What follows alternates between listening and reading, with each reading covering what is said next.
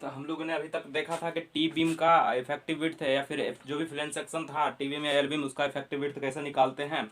अब हम लोग उसका एनालिसिस करेंगे। जो टी बीम होता था मेरा, टी बीम का एनालिसिस किस तरह से करते हैं, या फिर हम ये देखेंगे कि टी बीम में हम लोग एनालिसिस में क्या करते थे, उसका डेप्थ ऑफ न्यूट्रल एक्सिस निकालते थे, और फिर उसका मोमेंट ऑफ रेसिस्टेंस निकालते थे, उसका स्ट्रेस डायग्राम देखते थे, स्ट्रेन डायग्राम देखते थे, किस तरह से वेरी करता था। जैसे हम लोग सिंगली डबली में देखे थे, इसमें भी उसी तरह से देखेंगे कि किस तरह से वेरी करता है। तो इसका देखिए, आपका टी बीम है, टी बीम में हम पहला केस लिए हैं बैलेंस्ड का, और दूसरा केस लेंगे अंडर रेनफोर्स्ड का, अंडर रेनफोर्स्ड सेक्शन का। जब अंडर रेनफोर्स का, ओवर रेनफोर्स तो हम लोग डिजाइन नहीं करते हैं, ओवर रेनफोर्स क्या होता है ये सब चीज हम लोगों ने देख लिया था जनरली जब हम बीम का एनालिसिस कर रहे थे, तब वही सब चीज होता है, इसमें थोड़ा सा अंतर होता है।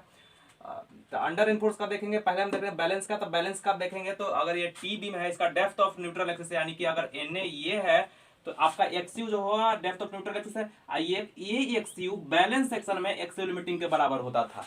ठीक है, एक्सयू लिमिटिंग बराबर होता था। तो अभी स्ट्रेन कितना होता था स्टील में, स्टील में आपको जब स्ट्रेन याद होगा तो ये होता था कि 0 point should be equal to, balance section में should be equal to 0.002 plus 0.87 FY by ES हुआ करता था। और कंक्रीट में कितना होता था मैक्सिमम 0.0035, ये हमेशा इतना ही होता था, ये कांस्टेंट कर लेते थे। यही इसलिए तो एलएसएम स्ट्रेन बेस्ड एनालिसिस है। जितना भी हम लोग आप पढ़ेंगे वो एलएसएम के थ्रू ही पढ़ेंगे। डब्ल्यूएसएम आपको उतना ही था जितना हम एमआर निकालने के लिए बताए थे। आपको पूरा जो आरसीसी है एलएसएम पे बेस्ड है, एलएसएम ही पढ़ना है। तो ये सारा चीज हम लोग एलएसएम के थ्रू पढ़ रहे हैं। तो ये होता था। तो अगर आपको इसमें एक्सयू अगर लिमिटिंग निकालना होगा तो क्या होगा, उसी तरह से हम बताया था कि एक्सयू लिमिटिंग कभी भी किसी सेक्शन का बदलता नहीं है। एक्सयू लिमिटिंग हमेशा वही रहता है जब तक उसका स्टील चेंज नहीं किया जाए, एरिया ऑफ स्टील चेंज नहीं किया जाए तब तक वेरी नहीं करेगा। तो कितना होता है आपको याद होगा, 0.53D फॉर Fe 250 के लिए हुआ करता था, 0.48D Fe 415 के लिए होता था, 0.46D किसके लिए होता था, Fe 500 के लिए होता था।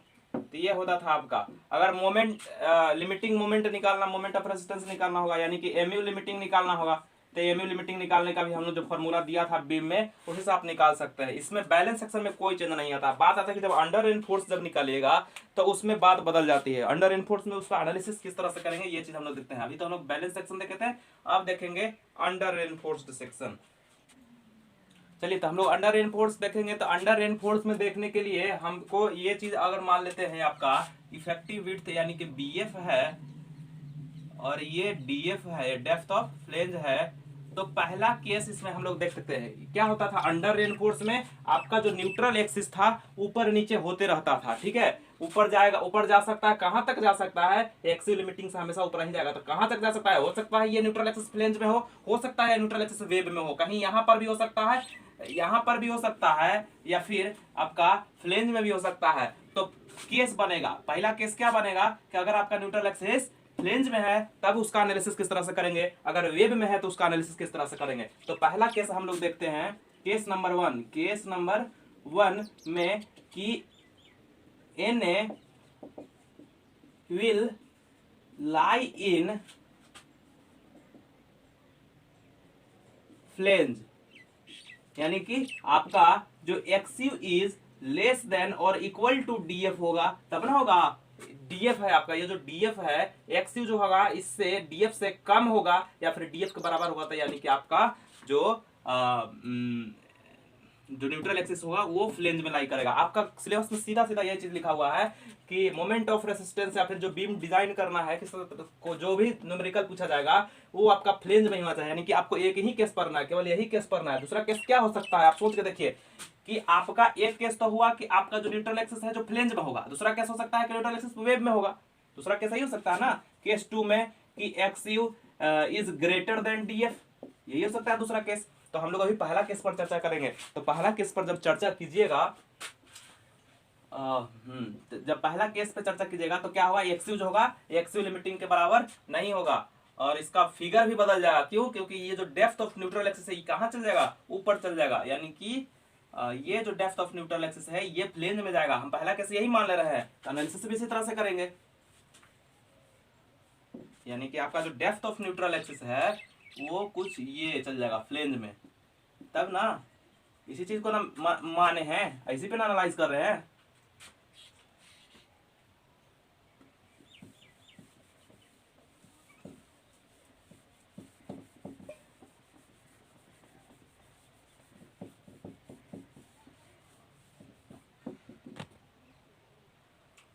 हाँ देखिए, अब स्ट्रेन डायग्राम अगर इस तरह से बनाते हैं आप, तो सोच के देखिएगा कि जब स्ट्रेन डायग्राम बनाइएगा तो कहाँ तक जाएगा, टेंशन जोन के रेनफोर्समेंट के सेंटर तक।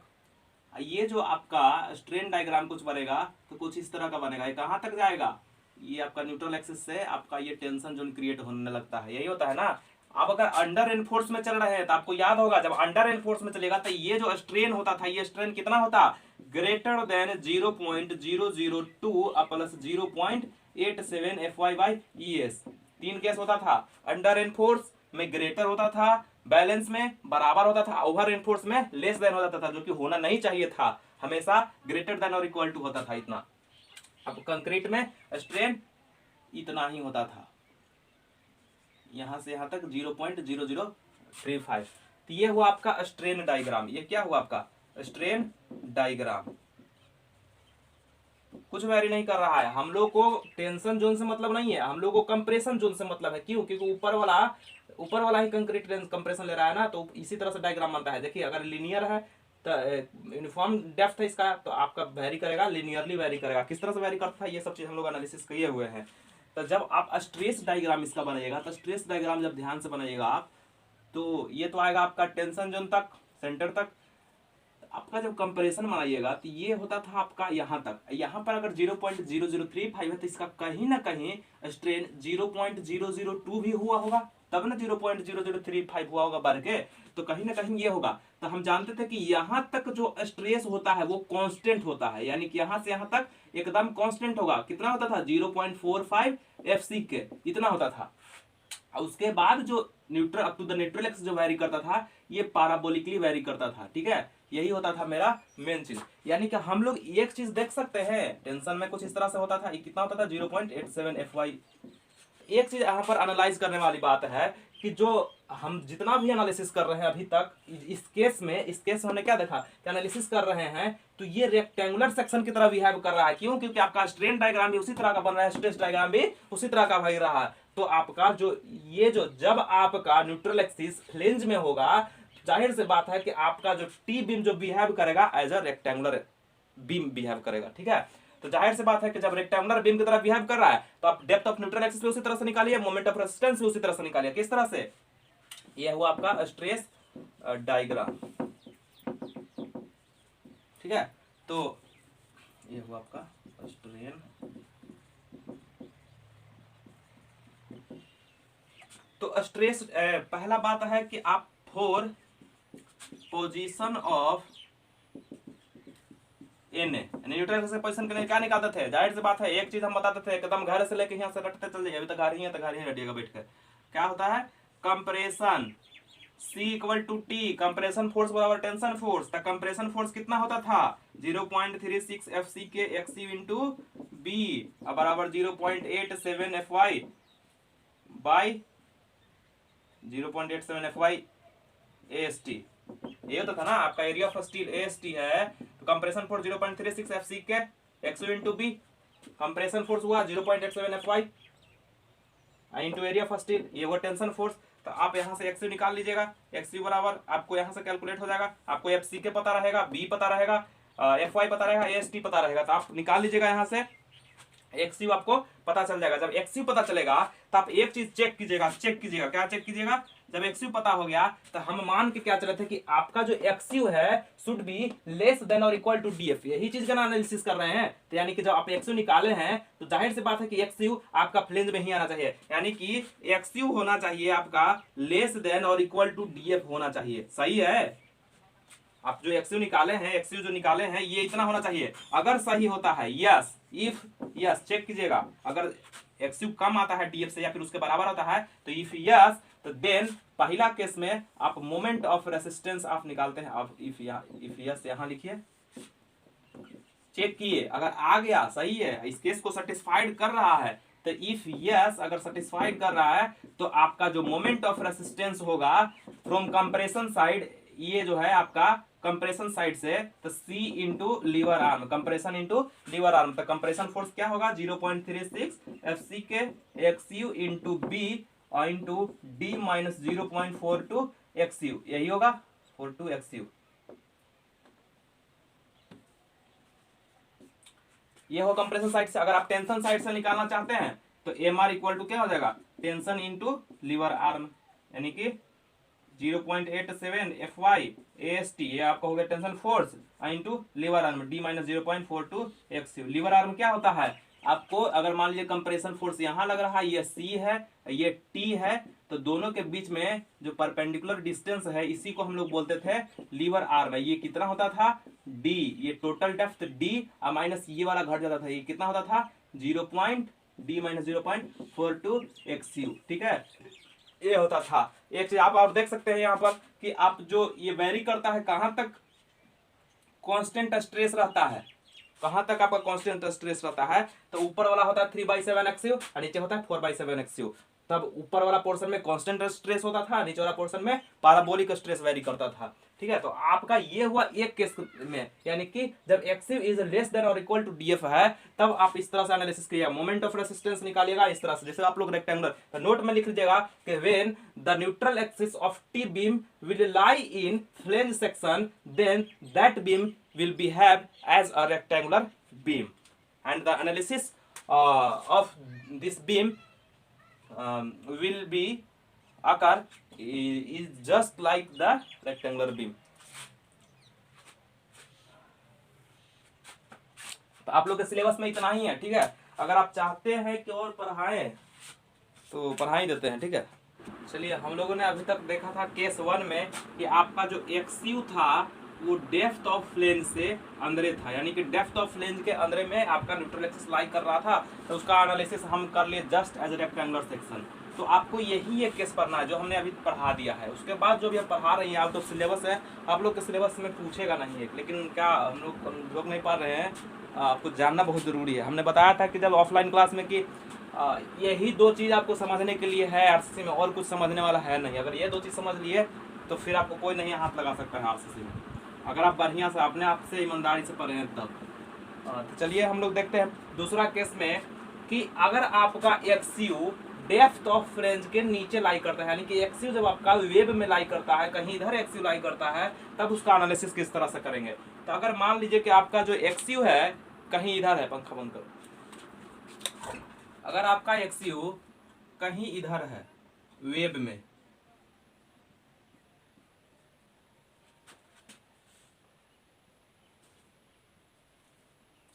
कहीं वेब में है, तो इसका स्ट्रेन डायग्राम किस तरह से बनेगा, इसका स्ट्रेन डायग्राम बनाएंगे इस तरह से बनेगा आपका टेंशन एंड एनफोर्समेंट तक ही टेंशन स्ट्रेस आता है इस तरह से, और जो स्ट्रेस डायग्राम कंप्रेशन में स्ट्रेन है वो इस तरह से आएगा, कहीं इस तरह से आपका बनेगा। ये कितना होना चाहिए, should be greater than 0.002 plus 0.87 FY by ये सब किस में चल रहा है, ये सब अंडर एनफोर्स में ही चल रहा है, ओवर एनफोर्स का हम एनालिसिस ही नहीं करेंगे। क्यों, क्योंकि उसमें हम लोग को कोई जरूरत ही नहीं है। तो आपका जो स्ट्रेन आया इतना आया, स्ट्रेन इतना आया, स्टील में आपका इतना स्ट्रेन आना चाहिए, तो कंक्रीट में कितना आना चाहिए 0.0035 आना चाहिए।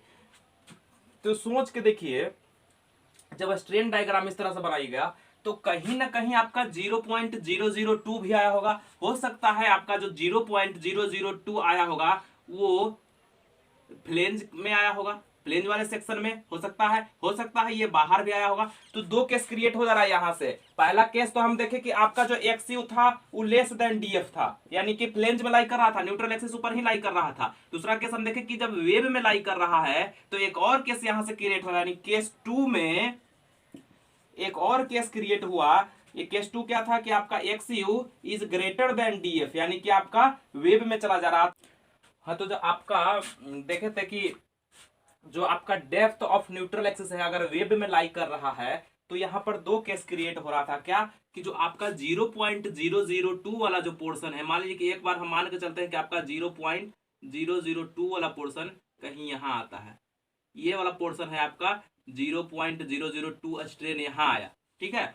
तो हम जानते थे कि ऊपर वाला पोर्शन, ऊपर से 0.002 तक जो पोर्शन होता था ये कितना होता था, 3/7 होता था। और ये वाला जो पोर्शन होता था 4/7 होता था। यानी कि ये वाला पोर्शन 4/7 होता था, ऊपर वाला पोर्शन 3/7। तो पहला केस क्रिएट हुआ क्या कि डीएफ इज लेस देन, यानी कि जो आपका डेप्थ ऑफ फ्लेंज है 0.002 से ऊपर है या फिर उसके बराबर है, या तो डेप्थ ऑफ फ्लेंज जो है डीएफ जो है या फिर इससे कम है, कहीं इधर है या फिर इसके बराबर है। तो पहला केस ये क्रिएट हुआ। और दूसरा केस हो सकता है आपका कि जो डीएफ होगा वो ग्रेटर देन 3/7 से होगा।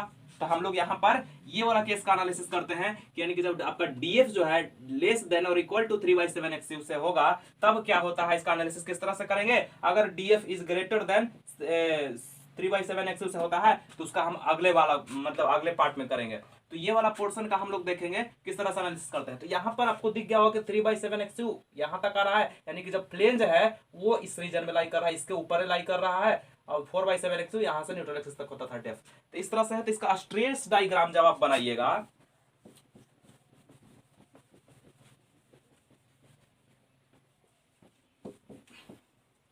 इसका जब आप स्ट्रेस डायग्राम बनाइएगा तो याद होगा कि जब स्ट्रेस डायग्राम बनाते थे तो ये होता था 0.787 FY। जब स्ट्रेस डायग्राम बनाते थे तो हम क्या बनाते थे कि 0.002 तक ऊपर से कांस्टेंट स्ट्रेस होता था, यानी कि ये स्ट्रेस कहां तक जाता था कांस्टेंट, ये 0.002 वाला रीजन तक, ये वाला रीजन तक 0.002 वाला रीजन तक आपका कांस्टेंट जाता था एकदम। और उसके बाद क्या होता था कि ये न्यूट्रल एक्सिस तक पैराबोलिकली वेरी करता था। ठीक है। तो ये स्ट्रेस कितना होता था 0.45 FC के हुआ करता था ये वाला स्ट्रेस। ठीक है। तो ये हुआ आपका Na हुआ। Na यहां पर जो वेरी कर रहा है कांस्टेंट स्ट्रेस, यानी कि जो आपका फ्लेंज है वो कांस्टेंट स्ट्रेस में है। आपका जो फ्लेंज है हमने क्या कहा, फ्लेंज जो है 0.002 से ऊपर है, यानी कि जाहिर सी बात है कि इस रीजन से ऊपर होगा, यानी कि जो फ्लेंज है आपका कांस्टेंट स्ट्रेस में वेरी कर रहा है, लाई कर रहा है। यानी कि जो आपका जो फ्लेंज है, फ्लेंज में जो स्ट्रेस आया होगा कितना आया होगा 0.45 FC क्या आया होगा होल डेप्थ तक, क्योंकि ये कांस्टेंट स्ट्रेस वाला रीजन में लाई कर रहा है। तो इसका एनालिसिस किस तरह से करेंगे, इसका एनालिसिस करने के लिए हम क्या करते हैं कि इसको दो पार्ट में बांटते हैं। बीम को देखिए, एक तो एकदम सीधा वाला रेक्टेंगुलर पोर्शन ले लीजिए, यहां से अगर कट करते हैं इस तरह से तो एक ये वाला पोर्शन हो गया, ये एकदम सीधा वाला पोर्शन, मतलब कि कुछ इस तरह से इस वाला पोर्शन को हम बना रहे हैं।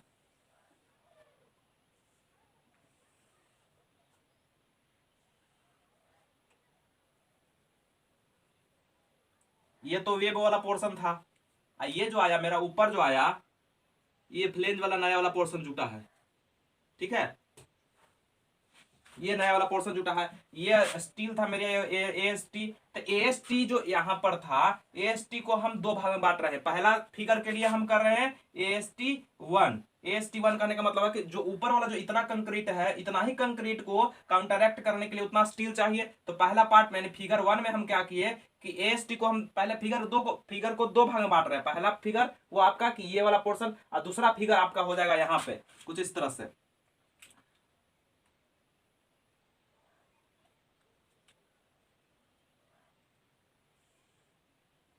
ये आपका एक फ्लेंज वाला पार्ट हुआ, आपका ये एक फ्लेंज वाला पार्ट हुआ।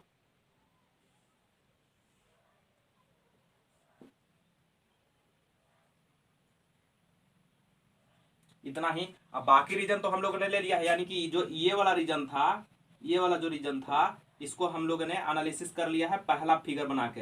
यानी कि दूसरा फिगर में आप केवल इसका फ्लेंज वाला पार्ट ले रहे हैं दोनों तरफ, जो दोनों तरफ आपको पंख की तरफ दिख रहा है ये फिगर 2 का पार्ट हुआ। फिगर 2 में आपने क्या किया कि केवल फ्लेंज वाला सेक्शन लिया, और फिगर 1 में आप फ्लेंज के केवल सामने वाला पोर्शन और केवल वेब का पोर्शन लिया, इसके सामने वाला। तो यहां पर जो आप स्टील लगाइएगा, यहां पर जो आप स्टील लगाइएगा इसका हमने नाम दे दिया AST2। ये हो गया AST1। तो इसका जब स्ट्रेस डायग्राम आप बनाइएगा तो इसका भी कहीं न्यूट्रल एक्सिस होगा, इसका कहीं न्यूट्रल एक्सिस होगा। तो इसका जब न्यूट्रल एक्सिस आप निकालिएगा, स्ट्रेस डायग्राम बनाइए इसका,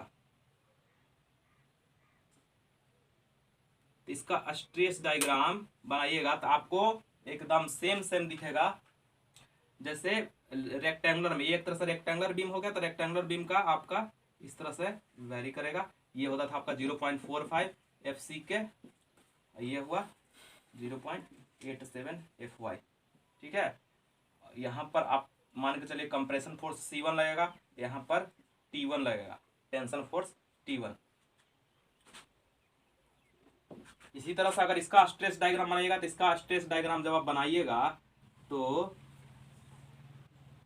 एक इसमें यूनिफॉर्म हम कह रहे हैं कि आपका जो फ्लेंज वाला जो सेक्शन है, जो फ्लेंज वाला सेक्शन है, इसमें ये कांस्टेंट स्ट्रेस में वेरी कर रहा है, यानी कि पूरा डेप्थ में आपका जो स्ट्रेस है वो 0.45 FC के ही है, यानी कि जो डेप्थ ऑफ फ्लेंज है, ये जो आपका पोर्शन DF है, DF वाला पोर्शन में 0.45 FC के का ही स्ट्रेस लग रहा है। तो इसका स्ट्रेस डायग्राम इस तरह से वेरी करेगा। ये T2 हुआ, ये C2 हुआ, ठीक है, compression force C2, compression force C1, compression tension force T2 है, टेंशन फोर्स T1 है, T2 हुआ।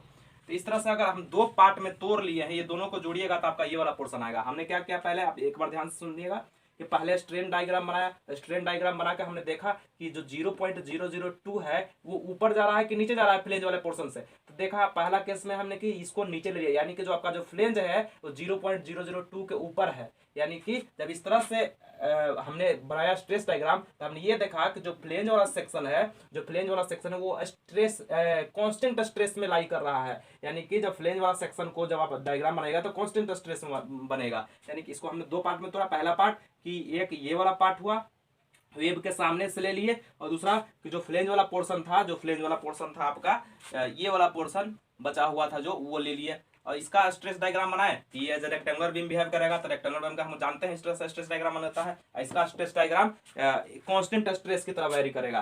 तो इसका अगर आप लीवर आर्म देखिएगा तो ये हुआ आपका लीवर आर्म 1, ये हुआ आपका लीवर आर्म 2।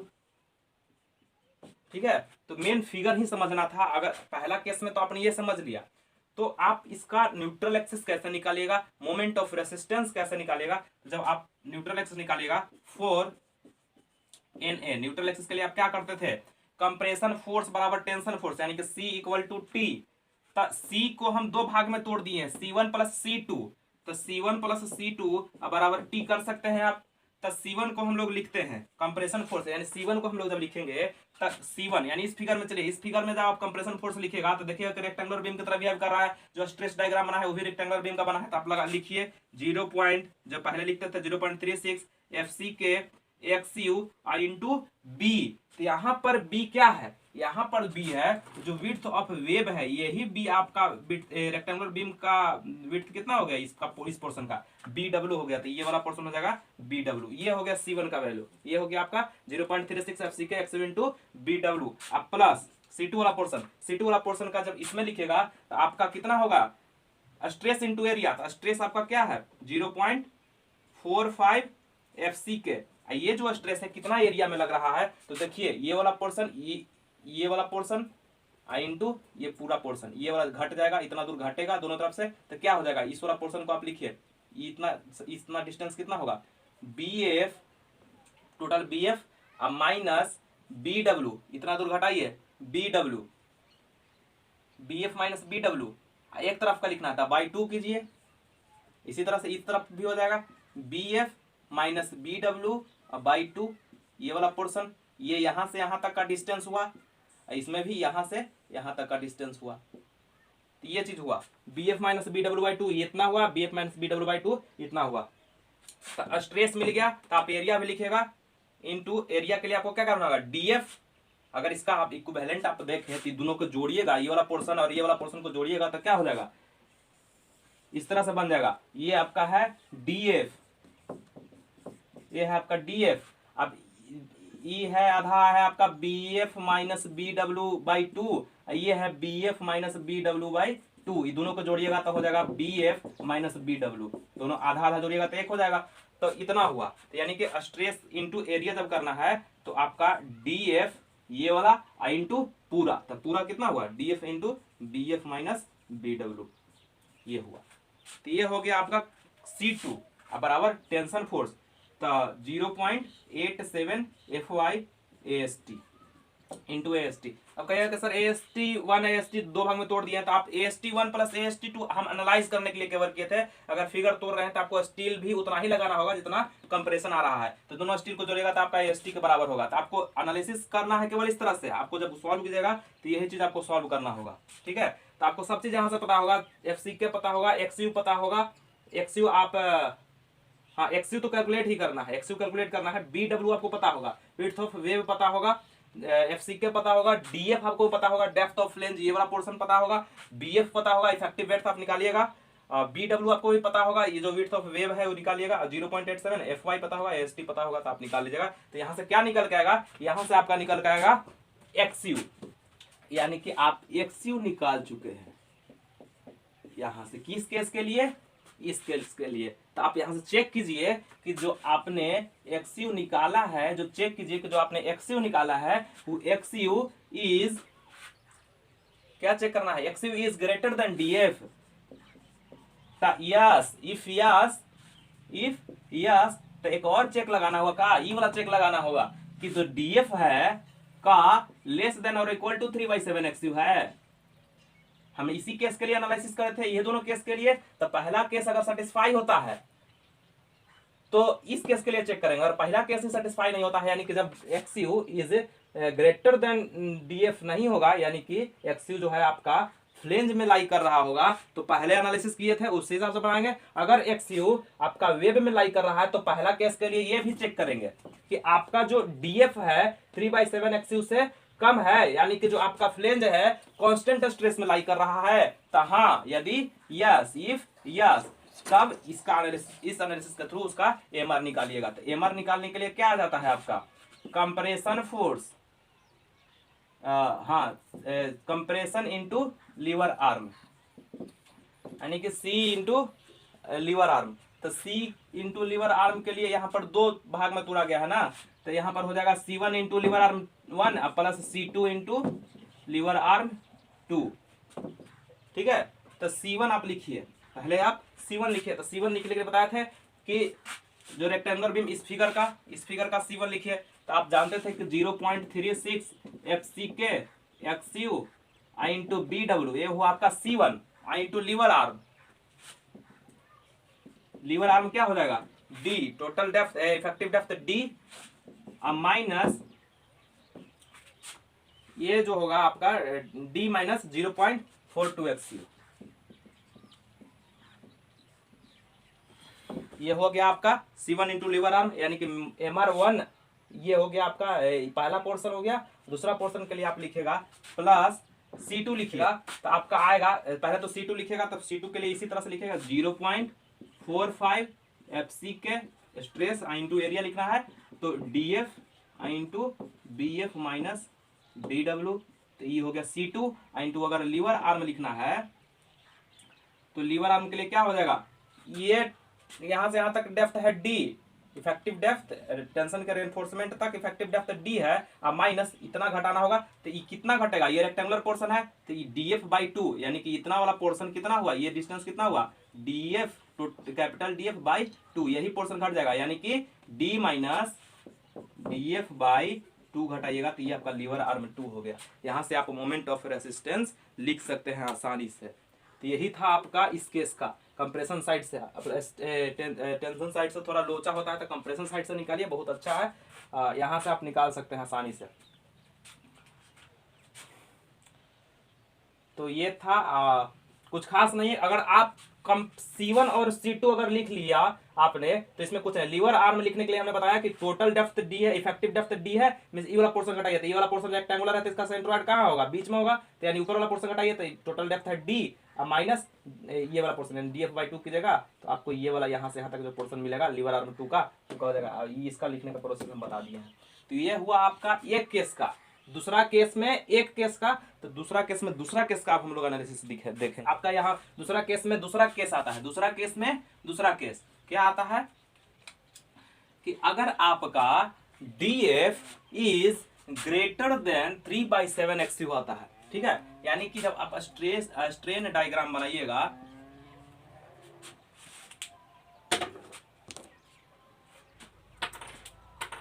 यानी कि जब आप स्ट्रेन डायग्राम बनाइएगा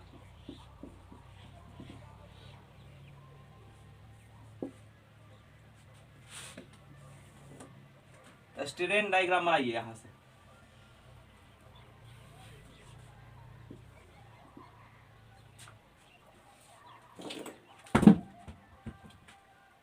जब यहां से स्ट्रेन डायग्राम आप बनाइएगा तो देखिए क्या होगा कि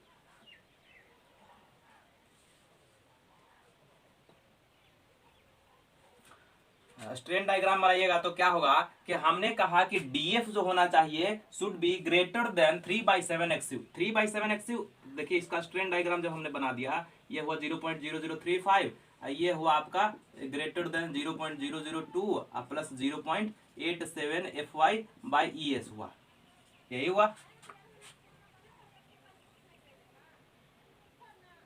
ये हुआ आपका स्ट्रेन, तो आपका ये स्ट्रेन हुआ 0.0035, तो कहीं ना कहीं 0.002 हुआ होगा। तो 0.002 जो हुआ है प्लेन सेक्शन के अंदर में हुआ है, यानी कि जो 0.002 वाला जो पोर्शन है, मान लीजिए कि यहाँ पर अगर लाई कर रहा है, 0.002 वाला पोर्शन है वो यहाँ पे लाई कर रहा है, यानी कि जो आपका फ्लेंज वाला जो सेक्शन है वो अब 0.002 का इसका कुछ पोर्शन 0.002 के नीचे आ जा रहा है, तब इसका एनालिसिस करेंगे। ये वाला पोर्शन कितना होता है आपको पता है, ये वाला पोर्शन होता था 3/7 XU, ये वाला जो यहाँ से यहाँ तक जो पोर्शन होता था ये होता था 4/7 XU, ठीक है, 4/7 XU। ऊपर वाला पोर्शन 3/7 XU, ये वाला पोर्शन 4/7 XU होता था। तो क्या करेंगे यहाँ के बाद, इसके बाद अब स्ट्रेस डायग्राम बनाइए। तो स्ट्रेस डायग्राम बनाने के लिए हम बताए थे कि ये होता था टेंशन 0.87 FY, स्ट्रेस होता था इतना। इसका जब स्ट्रेस बनाइएगा आप स्ट्रेस डायग्राम, तो यहां तक कांस्टेंट, यानी कि 0.002 तक कांस्टेंट, यानी कि आप यहां से यहां तक कांस्टेंट कीजिए, ये 0.002 वाला रीजन है। उसके बाद कुछ पाराबोलिक, उसके बाद न्यूट्रल एक्सिस तक पाराबोलिक होता था, ये वाला पोर्शन पाराबोलिक होता था। तो आप ध्यान से देखिएगा कि जब आप फ्लेंज वाला सेक्शन को देखिएगा तो आपका फ्लेंज वाला सेक्शन हमने क्या कहा कि ये 0.002 कुछ नीचे है, 0.002 से कुछ नीचे है। तो जब इसके सामने जब ले जाइएगा आप, इसको इस तरह से ले जाइएगा तो देखिएगा कि आपका जो फ्लेंज है, फ्लेंज का कुछ सेक्शन, कुछ जो सेक्शन है पाराबोलिक वाला रीजन में आ गया, यानी कि ये वाला रीजन में आ गया। जो फ्लेंज है उसका कुछ रीजन पाराबोलिक वाला रीजन में आ गया, यानी कि पहले वाला केस में क्या था कि आपका जो फ्लेंज था वो टोटली कांस्टेंट स्ट्रेस में आ रहा था, अभी जो आ रहा है वो कुछ पाराबोलिक वाला रीजन में आ रहा है। तो इसका एनालिसिस किस तरह से करते हैं, तो यही चीज हम लोग मान लेते हैं। तो इसका हम लोग क्या करेंगे, इसको भी हम उस तरह से दो भाग में बांटेंगे। क्या करेंगे, एक भाग वो उसी तरह से लेंगे, दूसरा का भाग भी हम उसी तरह से लेंगे। तो पहले का भाग देखिए, पहले का भाग लेने के लिए हम क्या करेंगे,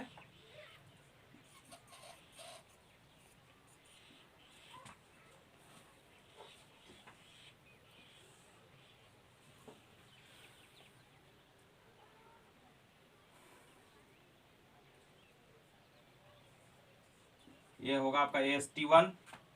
दूसरा पार्ट लेते हैं हम,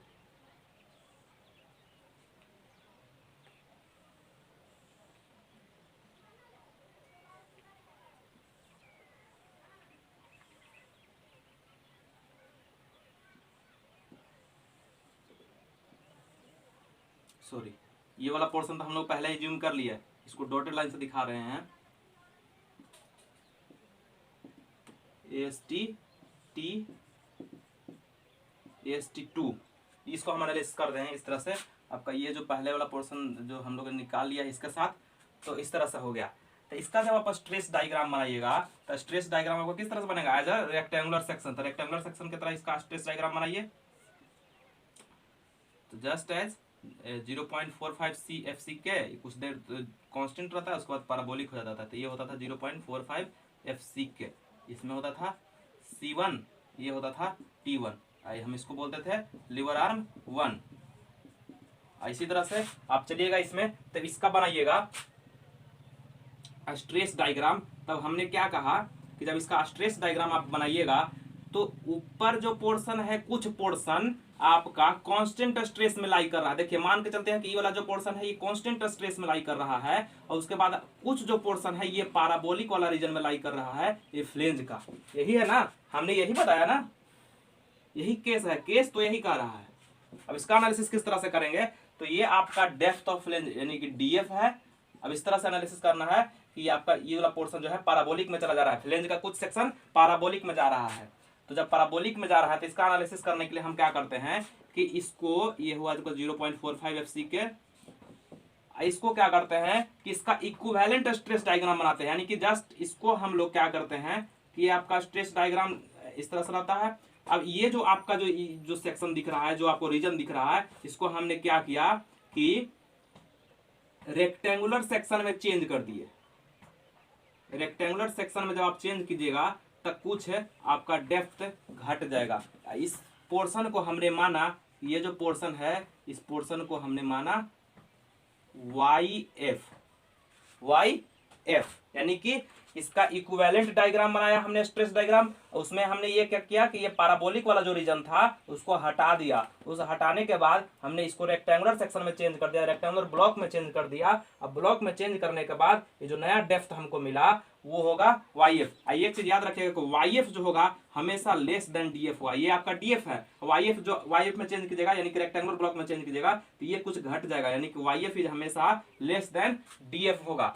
तो इस पोर्शन के लिए आपको निकालना है न्यूट्रल एक्सिस निकालना होगा और मोमेंट ऑफ रेसिस्टेंस निकालना होगा। तो 4 Na के लिए निकालिए न्यूट्रल एक्सिस के लिए। तो हम बताए कि कंप्रेशन बराबर टेंशन, तो C1 प्लस C2 बराबर T। तो C1 के लिए उसी तरह से लिखिए 0.36 FC के XU इंटू BW, यही होता था इस पोर्शन के लिए 0.36 FC के XU इंटू BW।